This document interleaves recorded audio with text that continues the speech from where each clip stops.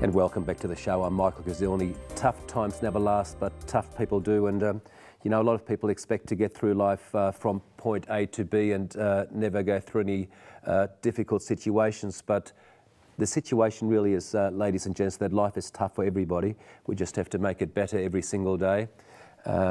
We also know that we're all going to leave this planet sooner or later. But I think one of the toughest things in life is when a parent loses a child. And how do we deal with it? When I think about it myself, I would probably think I'd, you know, sedate myself, drink myself to death, jump off a cliff. But Rosh, your son was 18 when he passed away. He was diagnosed at 16. He was 27 when he passed 27, away. and that was only a few months ago, yeah? Yes, just in November 2010. So in your mind, it was a difficult 10 years, but also a happy 10 years. There were happy times too when he was in remission. Yeah, especially because you said initially they said he wasn't going to make it for more than a few months, but then he was with us for another 10 years. Yes, they said only a few days. Only a few days. We got 10 years, yes. And but then, of course, we were all hoping that he would pull through and live into his older years. But now, of course, you're going through a very difficult time. And for some of our viewers out there, and there's a lot of people in Victoria, Australia, experiencing these sort of problems. What advice, how do you deal with it? Initial thoughts are, you want to go to the same place? Well, there are people out there who are far worse off than you always. That's the only way to go forward. Yes. In my opinion, if you think something is difficult, it becomes difficult. Yes. I never thought it was difficult, and neither did my son. He was very positive. He had an enormous strength of mind. And I think half my battle was won because he had that too. Yes. Yes. What did he used to say to you? When the doctors told him that he was going to live only for 4 days, he loved cricket. He was just crazy over cricket. He was the first batsman on the field for his college. Yeah. And not only cricket, he loved sports basically. He used to play 7 sports. Yes. And he was a 6'1", strapper of a boy, very well built. Yes. And then when I told him that the doctors say this, but we will fight it together, he said, I'm going to play cricket again, I'm not going to die. Yeah. Those were his first words. So that's the kind of mind he had. And in those 10 years, was he, what was he doing? Was he playing cricket? He played cricket, he studied, he went up to the 4th year in his civil engineering degree. Oh, he studied at what, at Melbourne or? At RMIT, first at Monash University, after that at RMIT. Isn't that amazing? Amazing. And he also worked. And he had his treatment in between all that? In between treatment, he worked. He used to play the guitar, he played drums, he played the ukulele, he used to paint on canvas. Yes. And he used to enjoy life. He partied.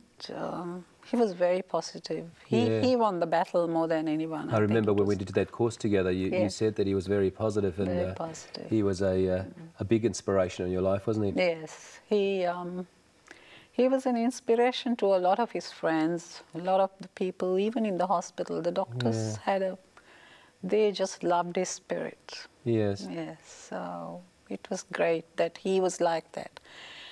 He had, he lost his hip for the drugs. Yes. It was a side effect of the drugs. And he was on a wheelchair at one time.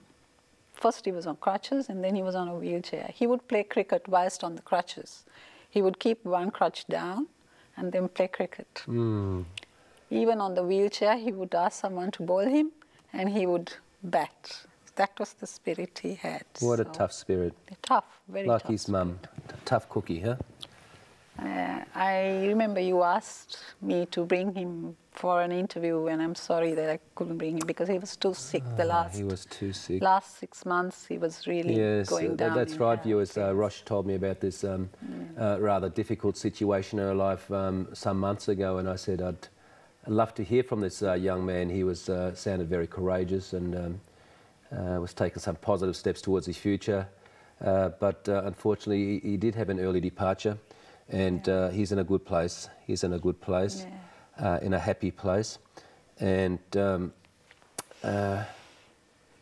life can get very lonely, can't it? Oh, yes. This would be a very lonely and isolated stage for you because you've spent so much time and by I have yourself. no family here. No, so you'll be returning to Sri Lanka? Yes, for a while, because I've started the Cancer Foundation there in Sri Lanka, yes. So I'm going to try to do something more about it and put things into place. And that's lovely.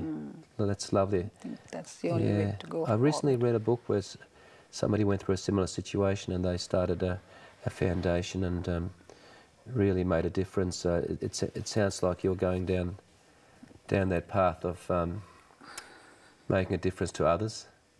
Yes, well, I feel my son had access to the finesse of modern medicine. Yes. Whereas in Sri Lanka we don't have it.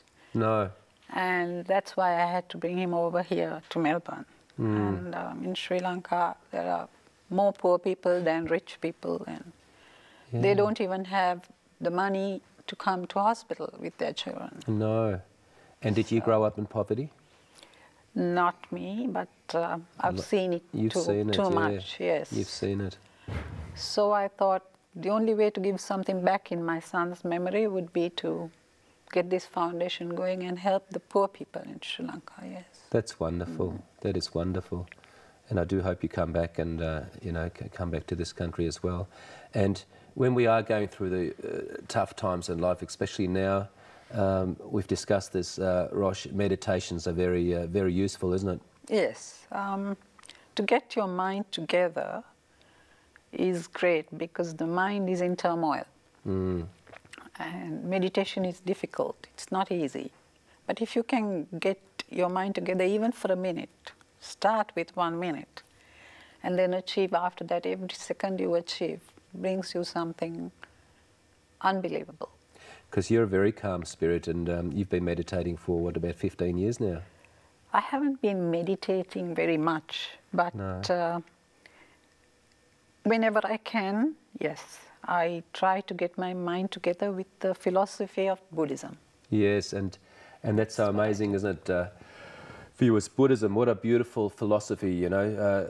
The Dalai Lama said, somebody asked him in an interview, what's your religion? And he said, kindness, human kindness. And wouldn't it be lovely if we could all be love-orientated towards all our brothers and sisters rather than being fear-orientated and being pretentious every single day. And I think that's one thing meditation has done for me in the last 15 years. It gets rid of the polluted, the fake, the pretentious, the fake masks we tend to wear every single day, and it just brings you down to your centre and to your authentic being. So definitely worthwhile trying.